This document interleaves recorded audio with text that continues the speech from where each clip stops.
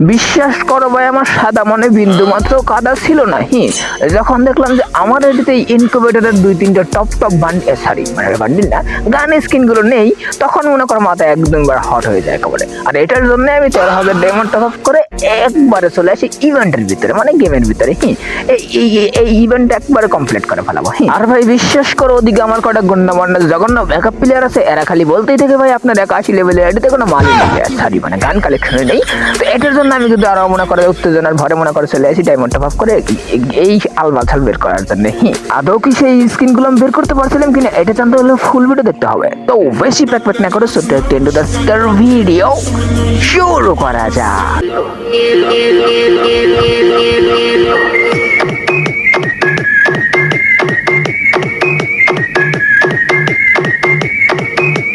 সবাই ঘটনা হচ্ছে, তোমরা যদি আমার দিকে লক্ষ্য না করো, লক্ষ্য করো আমাদের সেই গণ্যমান্য জঘন্য ডায়মন্ডের দিকে, তাহলে দেখতে পারবো এখানে 13,256 পিস মাল রয়েছে। যেই মালগুলো জরিনার পিছনে এখন আমি সযত্নে হান্দি দিতে চলেছি। আর ভাই এই 13,000 ডায়মন্ড দিয়ে জরিনাকেও ঠান্ডা করবো, আর ওদিকে আমার ব্যাকআপ প্লেয়ারকেও ঠান্ডা করবো, এদিক দিয়ে আমার আইডির কালেকশন বাড়িয়ে নিবো। তো এটার জন্য আমি কিন্তু ডায়মন্ড টপ করে চলেছি ডাইরেক্ট পাতার কাপড় মাথা তাহলে ভেঙে চলে গেমের ভিতরে। আর গেমে এসেই দেখি ভাই, না ভাই সত্যি কথা বলতে চলে না, যে মালগুলো গেমের ভিতরে এক একটা আনে মোটামুটি খারাপই, মানে মোটামুটি ভালোই। তো যাই হোক, ওইদিকে আমরা লক্ষ্য দিব না, লক্ষ্য করবো আমরা ডিরেক্ট আমরা এই মালগুলো কেমন করে অতি সহজে বের করা যায়। তো আমাদের যেটা করতে হবে বের করার ক্ষেত্রে, যেহেতু আমাদের এগুলো নেই, তো আমরা যেটা করবো সেটা হলো আমরা ডিরেক্ট চলে যাবো মনে করো যে ক্যারেক্টার কম্বিনেশনের ভিতরে। মানে ক্যারেক্টার কম্বিনেশনের ভিতরে কি যাই হোক, মানে আমি বেশি পারি, ওগুলা কোনো বিষয় না।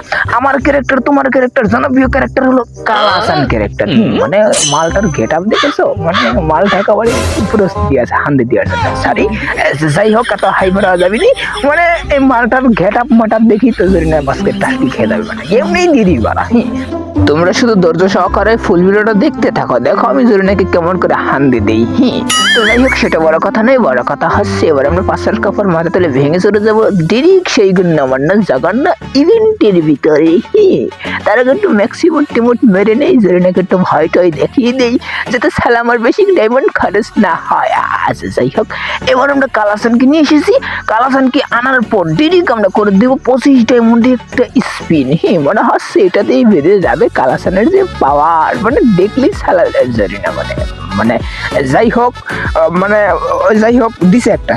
মানে যেটা আছে সেটাই দিয়েছে। যাই হোক, তারপর খুবই ভালো কাজ এগুলো সমস্যা নেই। তো এবার আমরা করে দিব যেটা 112 ডায়মন্ডে স্পিন। তো এবার মনে হচ্ছে কেন জানি আমার একটা কংগ্রাচুলেশন, মানে যাই হোক মারেনি, তো পরবর্তীতে মারবে, ঘাবড়ালে হবেনি, আমার কাছে অনেক ডায়মন্ড আছে। তো যাই হোক, আমরা আবারও কিন্তু 112 ডায়মন্ড দিয়ে মেরে দিলাম একটা স্পিন। এবার মনে হচ্ছে ভাই একটা না একটা দিয়েই দিবে। দেখলে মানে যেই সব মাল আছে সেই সব দিচ্ছে ভাই আমাকে। এইসব দিস কি জন্য ভাই? কদিন আমার কাছে এইসব আগের থেকেই আছে, এটি কেন দিচ্ছিস বাড়া? এটা কোনো কথা? তো যাই হোক, আমি যে ক্ষয়রাতি হয়ে যাচ্ছি এটার জন্য কোনোভাবেই বুঝতে দেওয়া যাবে না। তাহলে সে আরো ক্ষয়রাত বানায় দিবে। তো এটার জন্য আমাদের যেটা করতে হবে, ডিরেক্ট আবারও চলে যেতে হবে ক্যারেক্টার কম্বিনেশনের ভিতরে। এই কালাসানের একদম পাওয়ার নেই ভাই, এ দুর্বল হয়ে গেছে। এ মনে করো খাইনি দায়নি কিছু না, এ দুর্বল হয়ে গেছে ভাই রে ভাই। এবার যে মালটাকে নিয়ে আসছি ভাই, এই মালটা হলো আমার প্রিয়, তোমার প্রিয়, জনপ্রিয়, মেয়া দিদির প্রিয়। মানে এত হাই করা যাবে না, মানে জানি দা ক্যারেক্টার। মানে লুকটা দেখলে, মানে লুকটা খালি একটু দেখো তোমরা। মানে ডিসাব একবার শরীরে লাগাচ্ছে আবার খুলে যাচ্ছে, মানে কি একটা সদরবাদের অবস্থা কদিন। তো যাই হোক, হাগার মেয়েদের ক্রাশ, মানে শাড়ি, মানে তো হাই করা যাবে না। যাই হোক, ওটা কোনো বিষয় না।